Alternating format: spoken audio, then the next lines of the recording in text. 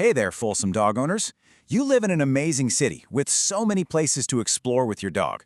So this is your guide to finding the right professional trainer, one who can help you and your pup enjoy everything this city has to offer without the stress. We're going to walk through 5 main topics today. We'll start with the training philosophies you need to know, then get into how to actually check out a trainer.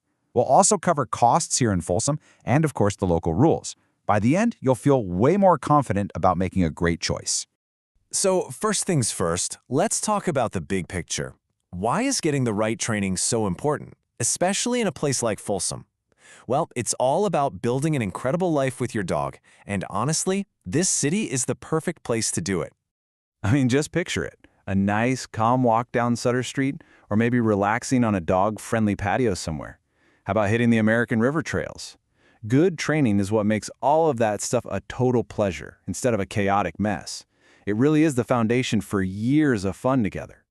Okay, before you even think about looking up a trainer, you absolutely need to get a handle on the philosophy behind their methods.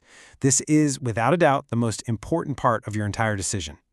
So, the gold standard these days, the one recommended by pretty much all veterinary and behavior pros, is positive reinforcement. Now, this doesn't mean you just let your dog do whatever it wants. Not at all. It's about teaching your dog what you want it to do, and then rewarding it for making a good choice.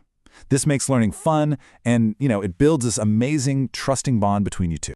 And that leads to a really critical point. Your dog's well-being always comes first. Any training methods that use force, pain, or fear might look like a quick fix, but they often backfire. They can create brand new problems like anxiety or even aggression, and they can completely shatter the trust your dog has in you. So you know what philosophy to look for, but how do you find a trainer who actually practices it? Let's get into how you can check out a trainer's expertise and make sure they're going to be a good match. Now, believe it or not, California doesn't require trainers to have a license. That's why these certifications are such a big deal. They prove that a trainer has actually passed some tough exams, that they follow a code of ethics, and that they're serious about staying up to date. And if you're dealing with more complex stuff like serious anxiety, you'll want to look for those specialized ones like CBCCKA.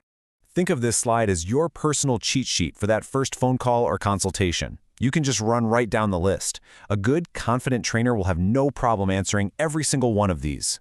Really pay attention to how they answer number 3, how they'll customize a plan just for your dog and your goals. All right, let's get into the practical side of things. What should you expect to budget for training, and what are the different ways training is usually offered? Here's a quick snapshot of the typical costs you'll see around Folsom and Sacramento County. As you can see, group classes are usually the most affordable way to get started. On the other end, something really immersive like a board and train is a much bigger investment. This should give you a pretty good idea of what to plan for. So which format is right for you? Well, group classes are awesome, especially for puppies that need socialization or for practicing skills with other dogs around. But if the problems you're dealing with happen inside your house, like barking at the mailman or jumping all over your guests, then private lessons right in your home are almost always going to be a better bet. Okay, let's connect all this training talk back to the real world here in Folsom. A well-behaved dog also has to be a good citizen. So let's quickly go over the local rules and the best spots to practice all those new skills. 6 feet. That's the number to remember. The city of Folsom has a leash law, and it's pretty clear. Anytime your dog is off your own property, it has to be on a leash that's no longer than 6 feet. It's a simple rule, but it's all about keeping everyone safe. And besides the leash law, here are a few other things to keep in mind.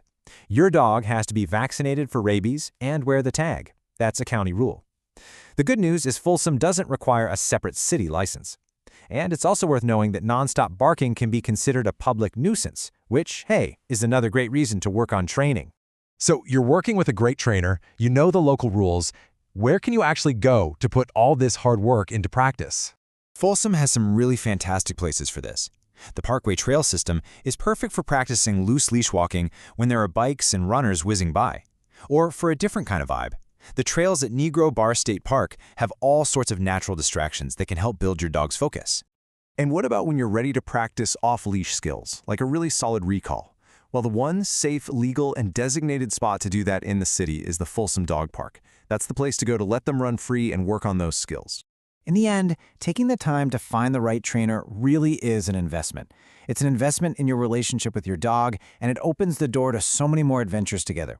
We wish you the best of luck on your training journey. Having that well-behaved buddy is going to make every walk, every guest that comes over, and every trip around town so much more enjoyable for everyone.